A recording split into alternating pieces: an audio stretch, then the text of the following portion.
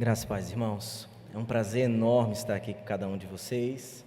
Pela primeira vez, vindo visitar a Igreja Presbiteriana Tambaú, estendo aqui a minha gratidão ao conselho da igreja, o reverendo Robson, pela confiança, acompanhado da minha esposa, já apresentada.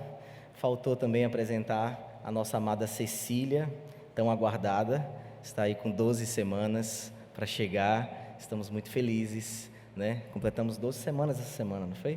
Graças a Deus, eu não podia errar essa não, senão a situação ia ficar feia para mim. Mas estamos muito felizes, irmãos, de conhecer essa amada igreja, de poder, mesmo num período de férias, ter o privilégio de vir aqui e conhecer alguns irmãos na fé. Então, eu queria também estender a gratidão à Igreja Presbiteriana de Foz do Iguaçu. É uma igreja que tem amado a mim e a minha família e muito tem nos abençoado. E durante esse tempo de 3 anos que nós estamos lá, Deus também nos deu o privilégio de iniciar um projeto de plantação de igreja no ano passado, no meio daquele furdunço de pandemia, assim, contrariando todas as expectativas. Nós vimos o que Deus pode fazer através do seu evangelho, e Deus tem nos abençoado naquele lugar. Então, gostaria de conhecer um pouco mais os irmãos ao término do culto, mas sem muita demora. Abra sua Bíblia no Evangelho de Mateus, faça isso. Imagino que o reverendo Robson já tenha exposto esse texto algumas vezes aqui, e tantos outros mensageiros de Deus já o fizeram. Mateus capítulo 13, nós vamos ler os versos de 31 a 33. Hoje pela manhã, se você esteve aqui, você foi muito enriquecido pela exposição da palavra de Deus, pelo reverendo Rodrigo Ribeiro, que esteve nessa manhã expondo à igreja o Cristo da igreja. Foi isso que ele fez hoje de manhã, exaltando a supremacia de Cristo. E meu objetivo nessa noite é expor a igreja de Cristo. Então, farei isso falando um pouco sobre a perspectiva do reino, a personificação do reino na pessoa de Cristo. Veja isso, Mateus 13, nós vamos ler aí do verso 31 até o versículo de número 33, 2 parábolas bem famosas. Diz assim a palavra do nosso Deus: outra parábola lhe propôs, dizendo: o reino dos céus é semelhante a um grão de mostarda, que um homem tomou e plantou no seu campo, o qual é, na verdade, a menor de todas as sementes, e crescida é maior do que as hortaliças, e se faz árvore, de modo que as aves do céu vêm a aninhar-se nos seus ramos. Vamos ler a igreja, o verso 33, todos juntos? Disse-lhes outra parábola: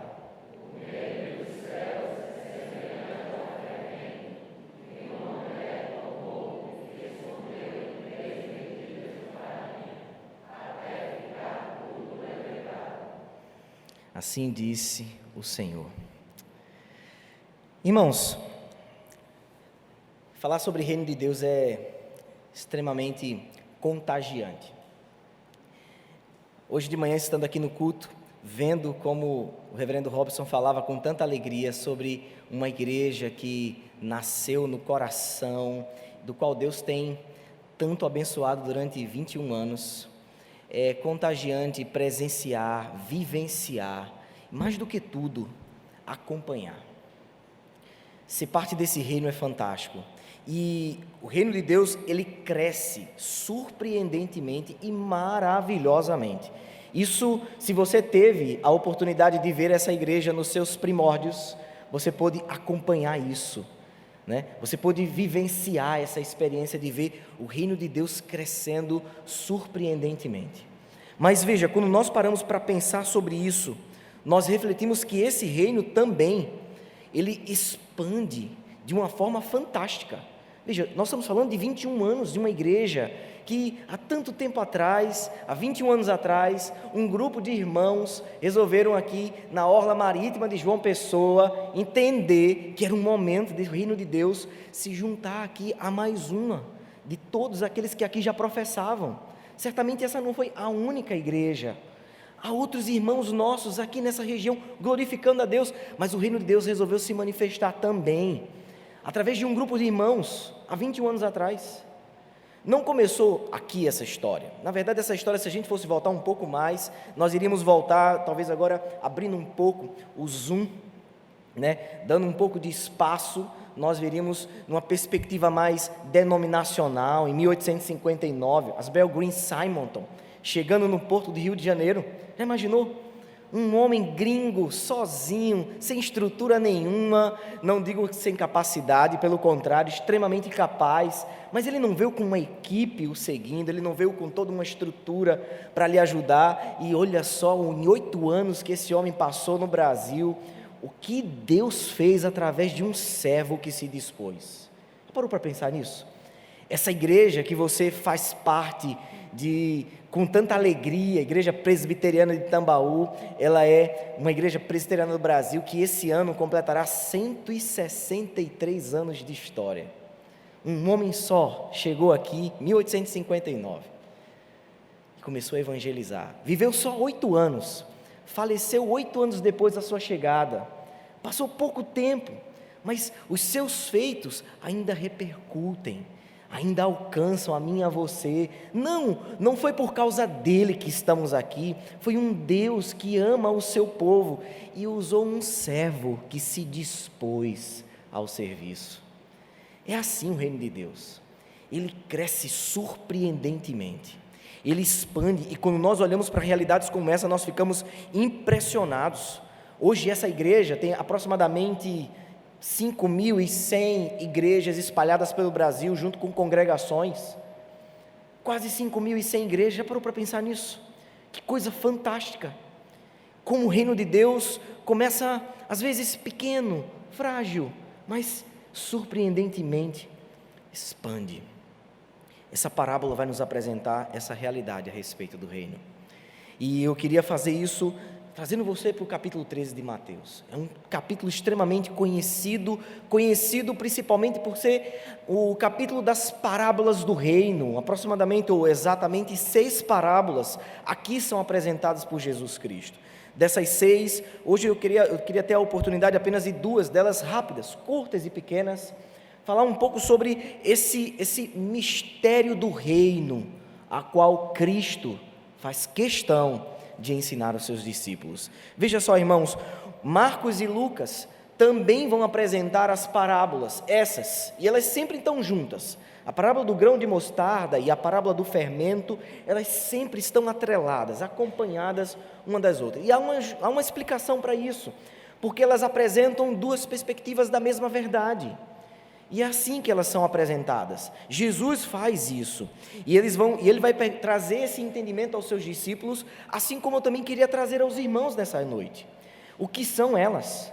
O que são parábolas?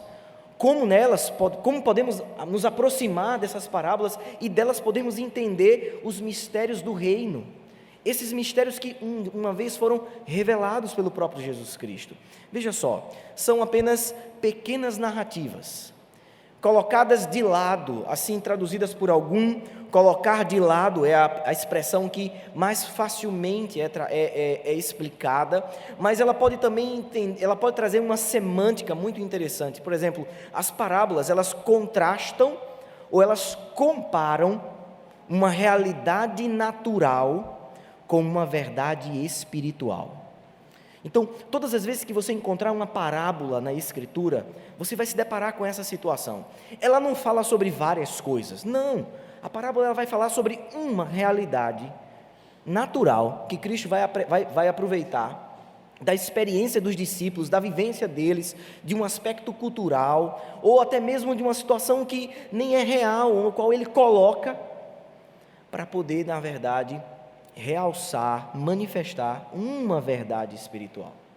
E é essa verdade que nos interessa. Mas antes de chegar nela, essas parábolas também têm propósitos. Elas são, de fato, pequenas narrativas que apresentam uma verdade espiritual através de uma realidade natural, mas elas têm propósitos. E veja só, os discípulos ficaram questionando Jesus Cristo sobre os seus propósitos, e nós podemos destacar 2 aqui, eles de forma primária e secundária, mas na verdade apenas um. Alguns autores colocam como dois, como primário e secundário, mas nenhum deles vão se contradizer. Eles vão dizer o seguinte, que quanto ao propósito primário, as parábolas elas eram uma espécie de juízo. Por que juízo? Porque chegou num determinado momento do ministério de Jesus Cristo que grandes multidões o seguiam. Mas eles o seguiam porque, na verdade, eles estavam interessados nas bênçãos materiais. Eles queriam alimentar as suas necessidades, os seus desejos, as suas vontades. E chegou um determinado momento do ministério de Jesus Cristo que ele começou a contar parábolas como um cumprimento de uma profecia de Isaías. E lá em Mateus ele vai explicar isso, Mateus capítulo 13, para que ao ouvirem, eles não ouçam, e ao verem, não enxerguem.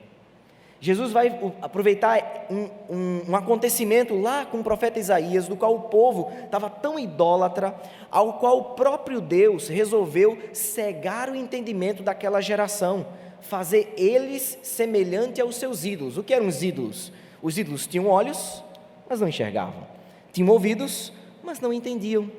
E ali, Jesus, em determinado momento do seu ministério, resolveu fazer isso, porque aquela grande multidão o seguiam para realizar, ou para satisfazer os seus desejos. Esse era o propósito primário, mas ela também tinha um propósito secundário atrelado a ele, era revelar os mistérios do reino. E como ele que se completa em relação ao primeiro propósito? É que os discípulos de verdade, ao ouvirem as parábolas, por serem por Deus interessados em Cristo, eles se aproximavam de Jesus e perguntavam: Mestre, o que significa aquilo que o Senhor disse? E Jesus sentava e ali explicava aos seus discípulos os mistérios do reino de Deus. Veja, esses são os propósitos das parábolas. No capítulo 13, você conhece principalmente, talvez todas elas. Ele começa com a parábola talvez a mais conhecida, a do semeador, ou como alguns costumam chamar, a parábola do solo, devido à grande ênfase, está nos solos e não no semeador. E ali do verso 1 até o verso 9, você vai ter a parábola do semeador, no capítulo 13. Do verso 10 ao verso 24, é Jesus explicando a parábola. Do verso 30 até o verso 34, são as nossas duas parábolas. Então, nós vamos falar sobre o reino de Deus e o seu domínio. Esse é o assunto do capítulo 13, por assim dizer, do evangelista Mateus, que vai apresentar uma perspectiva do ministério de Jesus na manifestação do reino de Deus em nós e entre nós. Agora volta comigo para o texto, faça isso. Eu queria levar você hoje, nessa noite, apenas em algumas lições rápidas. Vemos nessas duas parábolas, e eu queria que você gravasse isso, e você pudesse passar essa semana hoje comendo, mastigando isso, e vendo como essas parábolas, através de realidades naturais, apresentam verdades espirituais, e como essas verdades espirituais vão tocar na sua realidade natural. Esse é meu objetivo nessa noite. Eu queria que você guardasse isso, e o meu objetivo é mostrar para os irmãos como o surpreendente crescimento do reino de Deus acontece em nós e entre nós. Nós vamos ver isso hoje, um reino que é surpreendente, que tem um crescimento espetacular. Ele acontece em nós e ele acontece entre nós. Veja comigo, volte comigo para o texto. Meu primeiro objetivo com os irmãos é ver, a primeira lição desse texto nós vamos ver aí apenas no verso 31, que todo início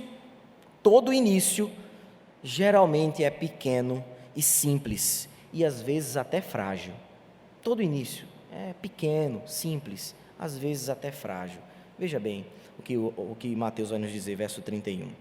Outra parábola nos propôs, dizendo: o reino dos céus é semelhante a um grão de mostarda, que um homem tomou e plantou no seu campo. Olha só, ele é semelhante a um grão de mostarda. É assim que é nos apresentado. Esse é o assunto das parábolas, o reino de Deus. Não poderia ser outro, é dele que estamos falando nessa noite, é sobre ele que estamos nos referindo essa noite. E existia uma razão pela qual Jesus resolveu usar parábolas para ensinar o reino. É porque havia uma expectativa errada dos discípulos a respeito do reino. Os discípulos tinham uma expectativa de um reino diferente, um reino que era carregado de uma expectativa imperialista, de uma expectativa militar, de uma perspectiva de guerra e de conquista e de hegemonia do Estado, da nação de Israel. Todo judeu, assim como os discípulos, era isso que eles entendiam a respeito de um reino que se manifestaria naturalmente, um reino ao qual eles iriam se manifestar libertando Israel do Império Romano da tal época. Era assim que eles esperavam a manifestação do reino neles e entre eles. E Jesus resolve contar parábolas para ensinar que não é por aí. Jesus começa a mostrar para eles que há um reino, e ele usa uma figura que contradiz toda a expectativa judaica da época. Ele vai usar não a menor hoje, mas uma das menores, um dos menores grãos, uma semente de mostarda. E ele vem romper com o entendimento dos seus discípulos. Isso vai trazer para eles muitas questões. Como Cristo apresenta, como o Mestre está apresentando um reino que é anunciado pelos profetas, e para isso ele resolve usar uma imagem, um pequeno grão de mostarda de 2 milímetros, que você poderia colocar em uma das suas mãos, e ao olhar para ele, se você não tiver um óculos, se tiver embaçado, enxergar pelo menos ali quase nada. É assim que Jesus resolveu usar uma imagem para falar do seu reino, e isso já é para mim e para você, no mínimo, impressionante, o que Cristo está tirando para nos ensinar. E eu queria mostrar para você o que é que ele está pretendendo com isso. Veja só, quando a gente olha para uma imagem que o próprio Cristo escolhe, nós não podemos enxergar que ela não é pequena, e de fato era. Veja, irmãos, eu estou falando de 12 homens, é o Deus encarnado, e chama 12 homens. Veja se não começou pequeno esse reino, começa com 12, de fato era pequeno. E essa era a ideia, era que eles entendessem que começaria entre eles aquilo que era anunciado pelos profetas, aquilo que era aguardado, anunciado pelo profeta Joel, ao qual jovens, velhos, crianças, mas ele começaria pequeno, ali na nova administração da aliança, com 12 homens, e de fato era 12 homens. E veja, após a morte e a ressurreição, você deve lembrar dos textos, era a multidão que seguia eles, mas você lembra o que acontece quando ele ressuscita? Somente 120, a igreja presbiteriana de Tambaú é maior. Veja só, Cristo andou entre nós, e ele não teve uma igreja como a igreja presbiteriana de Tambaú. Já parou para pensar nisso? No máximo 120, que estava ali com ele, após a sua morte e ressurreição. De fato era pequeno, comparado a um Deus encarnado, aquele que veio para ser não somente o cumprimento das profecias, mas a própria palavra anunciada, aguardada pelo seu povo. 120 pequeno, mas não era só pequeno, também era frágil. E era frágil porque, lembre-se, dos 12, um traiu, o outro negou 3 vezes, e os 10 fugiu, ou não foi? Os 10 se esconderam, refugiaram-se, era frágil também, assim como um grão, um pequeno grão de 12 milímetros, a imagem era perfeita. Ao final era o nosso mestre que estava escolhendo, e ele de fato escolheu bem para falar de como o reino começaria entre eles. Era pequeno, era frágil, e isso nos ensina, irmãos, lições importantíssimas. Como igreja, nós não podemos desprezar pequenos começos. Já parou para pensar? Se essa igreja, nos seus primórdios, desprezasse o pequeno começo, se os homens tementes a Deus, mulheres, crianças que estavam ali, famílias, tivessem desprezado pequenos começos, o 21º ano não seria possível. Isso mostra, irmãos, como eu e você podemos aprender. Há diversos exemplos bíblicos que podemos resgatar aqui. Veja Abraão, como Deus resolveu formar uma nação de um homem, um incrédulo pagão, de chamar de sua terra. Veja o que ele fez com José, traído pelos seus irmãos, dado por morto pelo seu pai, elevado a um segundo homem mais importante. Percebe como Deus gosta de fazer isso? Os seus inícios geralmente são pequenos e frágeis. Ele fez isso com Davi, quem diria, franzino, talvez até esquecido dentre aqueles que poderia ser rei. O que falar então do nosso Senhor? O que falar daquele que é o nosso Senhor? Veja, um Deus que também aplicou a maravilhosa obra da redenção de maneira pequena, desprovida de visibilidade. Já parou para pensar? Nós cantamos redenção, mas Ele aplicou isso de forma pequena. Veja, Ele encarnou. Isso já nos mostra muita coisa. O Criador dos céus e da terra se fez homem. Já parou para pensar nisso? Ele se fez homem. Mas não somente isso, veja o seu nascimento. Não foi provido de um chá de bebê, que provavelmente a Cecília vai ter. O nosso Senhor não teve. Como talvez muitos irmãos aqui, pais, puderam prover para os seus filhos, o nosso Senhor não teve. Eu não posso dizer chá revelação, porque eu acho que o anjo foi bem contundente, né? O anjo foi bem, não posso dizer chá, mas foi bem revelacional o processo. Deu até o nome, né? A gente perdeu tanto nome escolhendo o nome para Cecília, mas já foi pronto. Mas pare para pensar, o nosso Senhor, desprovido de visibilidades, de expectativas, de pompa, Ele nasceu de uma maneira diferente do que até os nossos filhos nascem. Ele não recebeu quase nada do que eu e você podemos prover aos nossos. Já parou para pensar nisso, em seu nascimento? Quando a gente olha para o local do seu nascimento, o seu berço, por exemplo, onde os animais se alimentavam, irmãos, é disso que se trata. A gente olha, por exemplo, para a sua família, olha para a sua família, nascendo numa família simples, já disse Natanael, de uma cidade até desprezada entre eles, pode vir coisa boa de Nazaré. É assim, a própria personificação do reino vem de maneira pequena, singela, desprovida da realeza, frágil. Essa é a figura perfeita para falar do reino, é sobre ela que se trata. Olha os seus discípulos, homens trabalhadores, pescadores simples. Olha o que nosso profeta Isaías diz: era desprezado e mais rejeitado entre os homens, homens de dores e que sabe o que é padecer, e como um de quem os homens escondem o rosto, era desprezado, e dele nós não fizemos caso. É assim o reino personificado também foi frágil, simples, desprovido de realeza, de pompa, de riqueza, desprezado entre os homens, como diz o nosso profeta. Foi assim que ele veio. E eu queria trazer essa lição para mim e para você que está me ouvindo nessa noite. Aos irmãos que estão em casa, aqueles que estão por alguma razão acompanhando essa transmissão.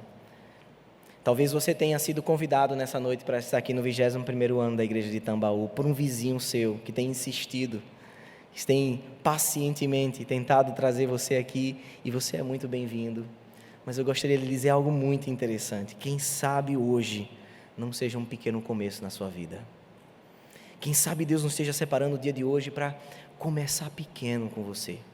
Seja a oportunidade que Deus está lhe dando de você ter um pequeno começo, de um dia chuvoso em João Pessoa, de um vizinho que insistiu, ou você que estava passando talvez pela rua aqui e viu essa igreja tão bonita e resolveu entrar. Talvez seja hoje um dia de um pequeno começo para você. Deus talvez tenha começado a plantar o reino dele na sua vida hoje, e esse é o nosso desejo, que na sua vida hoje o seu reino seja plantado, o reino de Deus.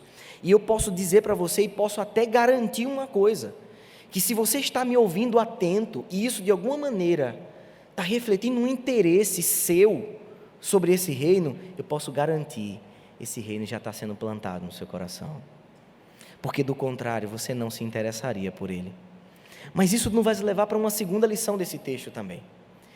Esse reino que começa pequeno e frágil, veja comigo o verso 32, ele agora surpreende em seu crescimento em nós e entre nós. Veja, ele surpreende, é um crescimento que se dá tanto em nós como entre nós. Veja verso 32, o qual é na verdade a menor de todas as sementes, e crescida é a maior do que as hortaliças, e se faz árvore, de modo que as aves do céu venham a aninhar-se nos seus ramos. A figura agora, a imagem continua, ele continua falando do grão de mostarda, e ele continua a mostrar que ele começa pequeno, mas uma vez plantado, ele surpreende em seu crescimento. Irmãos, quando a gente olha para isso aqui, eles vão entender um pouco, e os seus discípulos entendiam bem de campo. Você talvez seja semelhante a você, seja bem suburbano, e nós não entendamos muito sobre campo, muito menos sobre sementes. Mas se você já teve a oportunidade, eu tive, de colocar um grão desse na minha mão, é realmente extraordinário. É realmente extraordinário como a figura que Cristo utiliza é perfeita, para falar do seu reino. Porque quando a gente olha, se você entende de campo, você vai descobrir o seguinte: mas pastor, o grão de mostarda não é a menor de todas as sementes. É verdade. Jesus está fazendo uso aqui proverbial. Ele não está se propondo aqui a especificar de uma semente. Ele está usando de uma imagem. De fato, a mostarda não é a menor de todas as sementes. O uso do texto é proverbial. E talvez você vai entender melhor quando eu posso dizer, por exemplo, a situação proverbial, né? A ideia que Jesus está usando aqui é aquela que eu e você costumamos usar muitas vezes quando nós fazemos referências a um tudo através de um pouco. Jesus está usando uma imagem para falar de um tudo.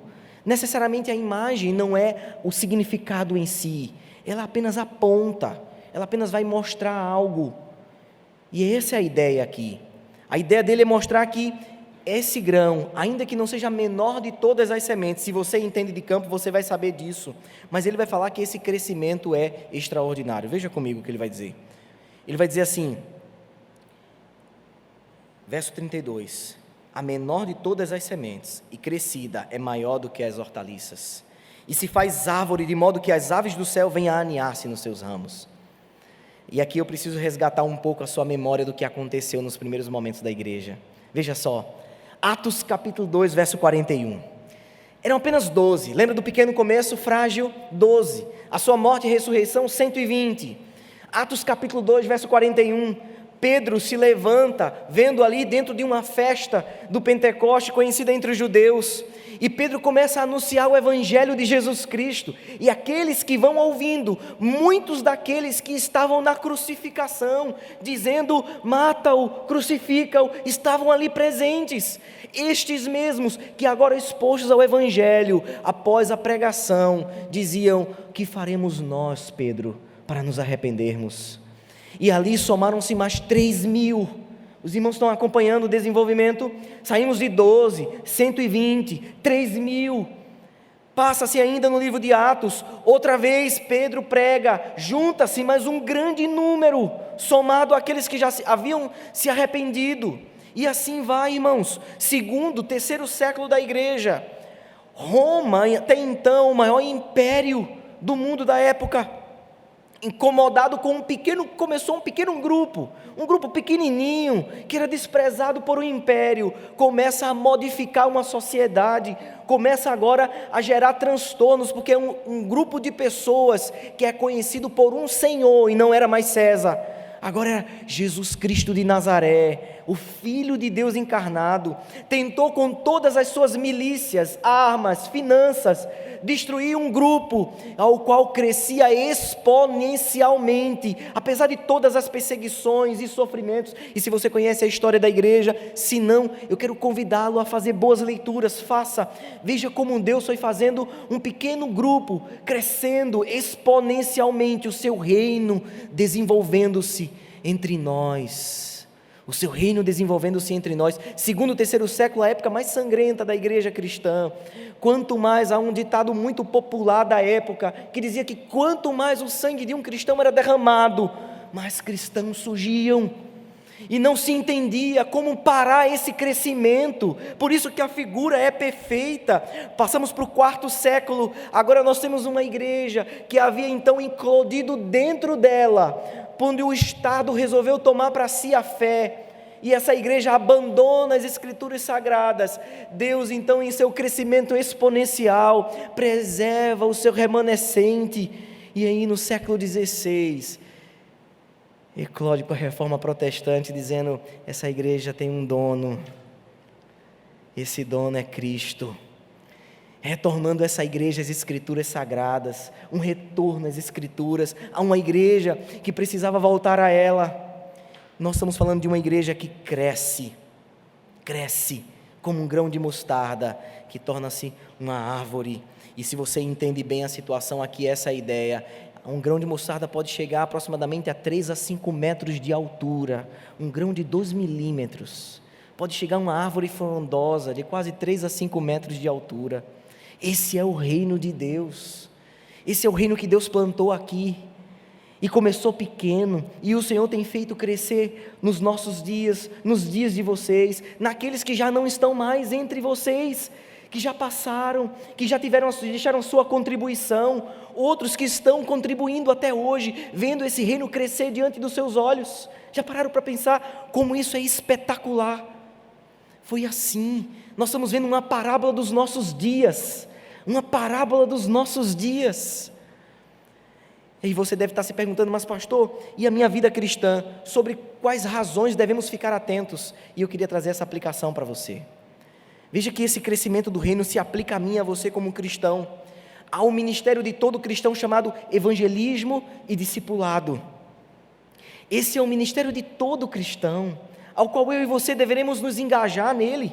E a igreja de Cristo, escute bem isso, a igreja de Cristo é composta por homens, mulheres, jovens, adolescentes, crianças, senhores e senhoras, que morrem para si mesmos todos os dias e que entregam-se ao desejo de verem o reino de Deus crescendo e propagando entre nós e em nós. Essa é a igreja de Cristo, que assume o evangelismo e o discipulado de crianças, adolescentes e jovens que desejam ver esse reino crescendo neles e entre eles. É assim que eu e você devemos ficar atentos como cristãos, observar essas verdades apresentadas por uma imagem de uma parábola e ver como essas aplicações podem alcançar a minha e a sua vida. E vemos que somos semeadores. Lembre-se da outra parábola, foi assim que Jesus se referiu à igreja, como semeadora, que usados por Deus, transformamos gerações. E eu queria mostrar para você como isso é possível. Você sabe quantas histórias de homens e de mulheres que há aqui nessa noite? E você talvez nunca tenha tido a oportunidade de fazer a árvore genealógica da sua fé. Não da sua família, mas a da sua fé. Já parou para pensar que em um determinado momento, uma pessoa, seja um parente, um amigo, um vizinho, resolveu entrar na vida da sua família e através dela o evangelho chegou à sua família e por causa disso a sua geração foi alcançada. Você está vendo um crescimento cíclico, um crescimento exponencial? É assim. Aconteceu isso com a minha esposa, eu sempre conto essa história. Meus sogros não eram crentes, não eram. E uma vizinha do prédio, sabe o que ela fazia? Ela pegava a criançada no domingo de manhã, colocava tudo dentro de um carro, naquela época que você podia botar 12, 14, 16 no carro, e olha, ela ia para a igreja, para a escola bíblica dominical. Eu louvo a Deus pela vida dessa irmã, louvo a Deus pela vida dela. Ela entendeu como esse reino cresce em nós e entre nós, através do trabalho dela. A minha esposa conheceu Jesus Cristo. Já parou para pensar? Isso agora, as nossas vidas, as nossas gerações daqui para frente, é assim o reino de Deus. Começa pequeno, é uma pessoa, é alguém que disse, que falou, que insistiu em você. Já parou para pensar como cresce surpreendentemente e transforma gerações?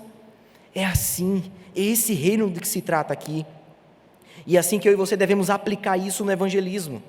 E eu queria desafiá-los a fazer isso, mais do que os irmãos já fazem, a começar a olhar para os seus vizinhos de forma mais intencional, de começar a olhar para os seus parentes de forma mais intencional, de lembrar que você é um propagador, um anunciador desse reino, e entender a potencialidade que essa mensagem que você transmite pode mudar gerações e vidas.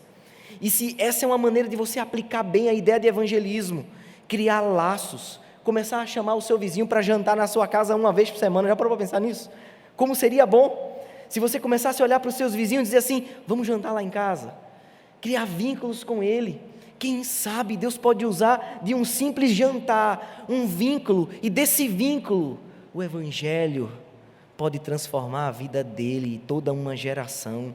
Já parou para pensar? Se nós olhássemos para os nossos vizinhos com mais intenção, com mais fé, e nos colocando como dispostos, assim como Simonton, lembra de Simonton, que se dispôs, saiu da sua terra e chegou aqui? Deus só precisa de homens e de mulheres dispostos, prontos, intencionais. A gente olha para o discipulado, veja outro exemplo fantástico, casais que olham para pessoas mais novas e resolvem acompanhá-las na fé, e mostrarem para elas como esse reino. Já parou para pensar quantos entre nós não tiveram o privilégio de ter uma família cristã? Já pararam para pensar nisso? E como é importante que aqueles que já são mais experientes possam olhar para esses, que na fase da adolescência e da juventude, você pode ser muito importante na vida deles, de ensinar a eles o reino de Deus. Irmãos, eu queria terminar caminhando para a última situação desse texto. Eu queria mostrar que aqui esse reino, ele começa pequeno e frágil, mas o seu crescimento é surpreendente em nós, ou melhor, entre nós. E agora a última parte dessa parábola, você vai ver como essa situação também acontece em nós, tanto entre quanto em nós. Olha o que ele vai dizer no verso 33, na parábola do fermento. Ele vai dizer: disse-lhes outra parábola: o reino dos céus é semelhante ao fermento, que uma mulher tomou e escondeu em 3 medidas de farinha, até ficar tudo levedado. Agora é uma outra imagem, ele sai de uma cena e começa a usar uma outra imagem, e essa imagem é comum para a gente. O grão de mostarda talvez não, mas o fermento é sim comum para mim e para você. Talvez não muito para os homens que não se aventuram tanto na cozinha, mas talvez você já tenha no mínimo observado uma cena, ou tentado e se frustrado em outras. Mas você sabe do que eu estou falando. Ele está falando de um fermento que você conhece mesmo, que uma vez misturado na massa é imperceptível. Percebe? Aqui nós temos um aspecto do reino que não é visível, é interno o seu crescimento. Enquanto o grão de mostarda ele está apresentando um aspecto externo, no fermento ele vai mostrar uma perspectiva interna do seu crescimento. E aqui está a ideia de um reino em nós, não mais entre nós, mas em nós. Olha o que ele vai dizer, e essa ilustração é perfeita. Esse crescimento agora interno tem a ver que como o reino de Deus mudou a nossa vida, a vida dessa igreja em Tambaú, a minha e a sua. Veja só, deixa eu mostrar para você através de exemplos práticos como isso aconteceu. Alguns aqui muito provavelmente vão lembrar de como as suas conversões aconteceram, porque foi muito radical. Alguns conseguem lembrar exatamente a época da vida, a ocasião, talvez para alguns não fazem nem tanto tempo assim. O momento em que Deus abriu os seus olhos para você entender e conhecer Cristo. Outros vão lembrar com mais precisão, dia, data, mês e até ano. Por quê? Porque foi realmente uma conversão radical, é verdade. Você consegue lembrar quando foi que o reino de Deus começou a mudar seu coração, começou a mudar suas afeições, começou a mudar sua mente. Já outros talvez não consigam lembrar, porque foi mais de forma processual. Tiveram o privilégio de terem sido instruídos na fé desde cedo. Eles não conseguem lembrar em que momento da vida de fato isso aconteceu, porque eles foram ensinados a amar Cristo desde pequenos. Eles não conseguem discernir. Isso não significa que não aconteceu, é porque foi tão processual isso, que eles não conseguem discernir em que momento esse reino entrou como um fermento e começou a crescer algo dentro de mim, ao qual eu nem consigo perceber. Alguns vão lembrar, outros não. Mas essa é a ideia, esse reino cresce em nós, não somente entre nós, mas em nós. E aqui tem uma palavra de esperança para aqueles que mais uma vez nos visitam. Essa é uma palavra de esperança para você, uma palavra de encorajamento para você, para mim e para você, você que é membro dessa igreja, para aqueles que são visitantes. Deixa eu lhe dizer algo, esse reino muda de dentro para fora. E isso é fantástico nesse reino. Significa que o único capaz de operar essa transformação é o Espírito Santo de Deus. Isso significa que eu e você não devemos nos desanimar em continuar orando pelos nossos esposos, ao qual esse reino ainda não fermentou. Isso significa que muitos maridos não podem desanimar de orar pelas suas esposas, do qual esse reino ainda não fermentou e fez crescer. Que muitas mães e pais aqui devem continuar orando pelos filhos que ainda não tiveram esse reino crescendo dentro do coração deles.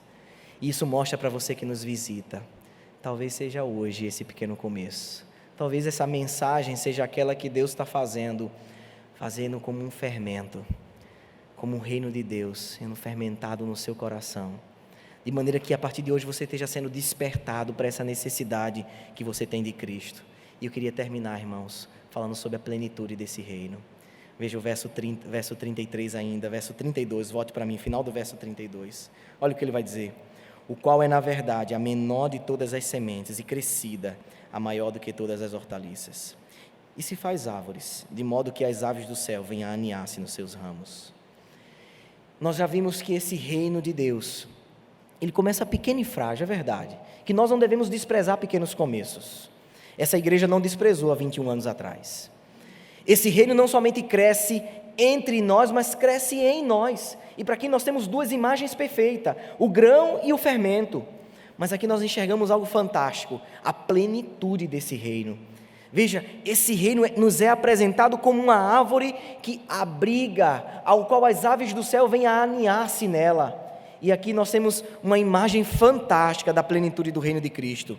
Aqui essa planta que começa como um grão de 2 milímetros, se torna uma planta forte e suficiente, uma árvore forte e suficiente, ao qual aves vêm buscar abrigo nela. E Jesus compara essa figura ao seu reino, onde muitos tentaram destruir. E eu queria lembrar vocês disso. Quantos tentaram destruir esse reino? Mas ele continua crescendo como uma igreja viva. Continua crescendo sem parar, que transpassa épocas, culturas, impérios, guerras, perseguições, pandemias. Hoje de manhã você viu, o reverendo Robson disse uma coisa fantástica, durante a pandemia quantas pessoas continuaram chegando e aproximando-se de Jesus Cristo. Não foi só aqui em Tambaú não, lá em Foz do Iguaçu também, e deixa eu dizer mais, em São Paulo, no Rio, em Pernambuco, é assim, esse reino é pleno, ele não é barrado, ele não encontra fronteiras, não há perseguições, não há impérios. Foi o babilônico, foi o sírio, foi o medo-persa, foi o egípcio, foi o romano, nenhum deles foi poderoso o suficiente para calar a boca de homens e mulheres que anunciam o reino de Deus entre nós. E ele continua crescendo, e ele alcança a vizinhança, e pessoas vêm, pessoas que um dia nunca se interessaram por Deus e Cristo, começam agora de uma hora para outra. Talvez você tenha sido esse caso, de uma hora para outra, passou anos ouvindo mensagem, até que um dia você nasceu de novo, fez sentido para mim e para você, como um fermento, que cresce de dentro para fora, que faz levedar toda uma massa, e ele cresce dentro de mim, de você. Foi assim. Veja as improbabilidades desse crescimento. Foram 3 anos ensinando, cuidando, protegendo, mas agora ele morre. Os discípulos começam a ser perseguidos. O próprio Jesus havia alertado eles disso. Ele vai morrer. Logo depois Estevão morre como um primeiro diácono. Depois Tiago vai morrer também. Você percebe a improbabilidade do crescimento? Ele pregou, anunciou, 3 anos, discipulou, mas Jesus morre. Os discípulos começam a ser perseguidos. O que é que eu e você diria, dentro de uma perspectiva empresarial? Nós diríamos assim: não tem solução. Matou o cabeça, né? Não estamos falando de empresa, não estamos falando de negócio. O cabeça tinha que morrer para que exatamente esse reino crescesse entre nós. E ele tinha que morrer, e não somente isso, ele ressuscitaria ao 3º dia. Esse é o paradoxo do reino. Tinha tudo para não crescer, tinha tudo para não ser, mas essa era a ideia. Iria contrariar os doutos da época. Por isso que os sábios não entendem. Era essa a ideia que Salomão vai usar. É assim o paradoxo do reino, e esse é o triunfo do reino. Eu queria levar você agora para a igreja militante e triunfante. Eu queria encerrar essa mensagem dessa noite, colocando em seu coração um fogo ardente de esperança por uma igreja viva. Você ouviu hoje de manhã um Cristo da igreja, agora você está ouvindo um pouco sobre a igreja desse Cristo, quem ela é, desse reino manifestado em nós e entre nós, através da personificação do reino, seu Filho Jesus Cristo. Eu queria transportar você agora para isso. Veja os exemplos bíblicos disso. Quando Deus fez uma promessa a Abraão, ele disse que da sua descendência seria comparada às estrelas do céu. Eu queria mostrar para você como isso é possível. Nós somos a igreja militante, a IP Tambaú, um pequeno galho apenas, um pequeno galho. Essa igreja é apenas um pequeno galho dessa grande árvore, que tem nos seus galhos para abrigar aves que vêm aninhar-se. É apenas um pequeno galho, em todo o Brasil, em todo o mundo, apenas igrejas como eu e você, como essa, outras, pequenos galhos de uma frondosa árvore, pequenos galhos, discípulos. A IPB já tem quase, irmãos, preste atenção nisso, como igreja militante que nós somos, essa igreja já é mais do que os discípulos que foram da época de Cristo. A IP Tambaú já tem mais membros do que Cristo tinha na sua época do ministério terreno. Veja só como isso é fantástico. E é assim, é essa igreja militante que cresce, e ela vai crescendo, e isso vai, quando a gente olha para a IPB, a Igreja Presbiteriana do Brasil, já está em quase todo o continente, já está em todos os continentes, já está em quase todos os países. Já parou para pensar nisso? Nós temos organizações missionárias que mandam missionários para todo o Brasil e para todo o mundo. Porque é isso, essa é a ideia de plenitude como igreja militante. A Bíblia, a palavra de Deus, já foi traduzida para mais de 700 idiomas. Sabe o que significa isso? 5,7 bilhões de pessoas têm acesso às Escrituras Sagradas. Você está enxergando uma igreja militante. Uma igreja como eu e você, militando por esse reino, 700 idiomas, já há 2.935 dialetos e idiomas, do qual a Bíblia não foi completada. Veja, 700 completa, 2.935 juntando com os dialetos, em que nós temos apenas partes e trechos. Você está enxergando uma igreja militante? Uma igreja que entendeu esse reino em nós e entre nós, uma igreja que não para, que continua propagando o evangelho do reino. Essa igreja não é contada pela quantidade de membros do seu hall, ela nos serve apenas para uma administração e pastoreio da igreja. Essa igreja, ela tem muitos irmãos em Cristo, em muitas cidades, em todo o país, no mundo inteiro, mas nós não estamos sozinhos, nós não estamos sós, há uma outra igreja triunfante, há muitos outros irmãos que um dia já estiveram sentados aqui nessas cadeiras, e eles estão agora com o Cristo dessa igreja, com aquele que é a personificação perfeita desse reino.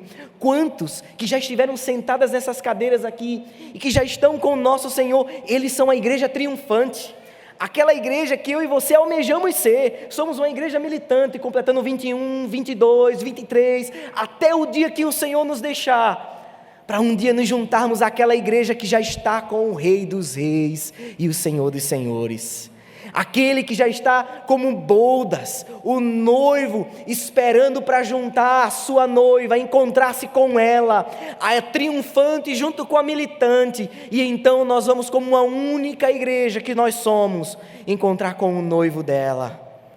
E essa é a esperança que nós temos, e isso se dá através da manifestação de Cristo. Ele faz isso de forma profética, ele está ensinando a sua igreja. Veja, esse é o ministério profético dele, ensinando a sua igreja. Esse é o ministério sacerdotal dele, porque ele é o nosso sacerdote e a oferta perfeita. E isso, irmãos, nós podemos enxergar na manifestação da sua pessoa. Ele é nosso rei, ele está fazendo com que o seu reino avance, e ele está fazendo com que corações sejam subjugados à sua presença, aos seus pés. Nosso coração foi conquistado, quem sabe o seu seja o dia de hoje. Nosso desejo como igreja é que esses 21, 22 e tantos outros anos que o Senhor nos dê a essa amada igreja, ela continue como uma igreja militante, com a expectativa de encontrar com a igreja triunfante, mas esse não é o nosso alvo, é o noivo que se aproxima, é ele que se aproxima, que justifica completarmos e celebrarmos cada ano que passa. Essa é uma mensagem de encorajamento para os irmãos, a continuarem firmes, propagando esse evangelho do reino, na cidade de João Pessoa, em cada cidade em que uma igreja nova é plantada, por meio dessas mãos. Baixe sua cabeça, vamos orar.